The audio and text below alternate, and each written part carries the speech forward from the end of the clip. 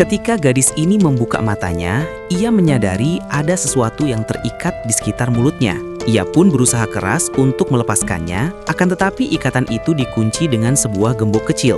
Ia pun panik dan mencoba mencari pertolongan dengan melihat-lihat sekitarnya. Sampai akhirnya, ia melihat seorang wanita yang mulutnya juga terikat seperti dirinya. Ia pun lalu memanggilnya. Namun, wanita itu tidak mendengar dan pergi dari tempat itu. Kemudian ia melihat seorang pria berjalan di atas. Ia pun lalu mengikutinya, sehingga ia sampai di sebuah lapangan terbuka di mana 11 orang lain seperti dirinya juga ada di lapangan itu. Ia pun bingung dan bertanya-tanya di mana ia berada dan bagaimana ia dan lainnya bisa berada di sana. Tiba-tiba mereka melihat sebuah kotak kayu besar berada di tengah-tengah lapangan. Kemudian seorang pria memberanikan maju untuk membuka kotak itu.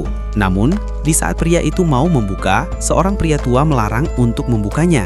Tetapi pria itu tetap memaksa, sampai membuat semuanya mundur karena takut sesuatu yang mengerikan keluar dari dalam kotak itu. Tetapi ketika pria itu membukanya, seekor babi kecil keluar, sehingga membuat mereka bingung dengan apa yang dilihatnya. Kemudian pria itu mencoba melihat lebih dekat ke dalam kotak itu. Ternyata kotak itu berisikan persenjataan perang yang super lengkap. Melihat itu, mereka pun dengan cepat berlari dan mengambil beberapa senjata untuk berjaga-jaga. Tepat di saat itu juga, gadis itu menemukan sebuah amplop kecil yang berisikan kunci untuk membuka pengikat di mulutnya, sehingga mereka bisa terbebas dari pengikat mulut itu. Namun, di saat mereka berpikir semuanya baik-baik saja, tiba-tiba sebuah tembakan terdengar. Mereka pun segera berlari untuk mencari perlindungan.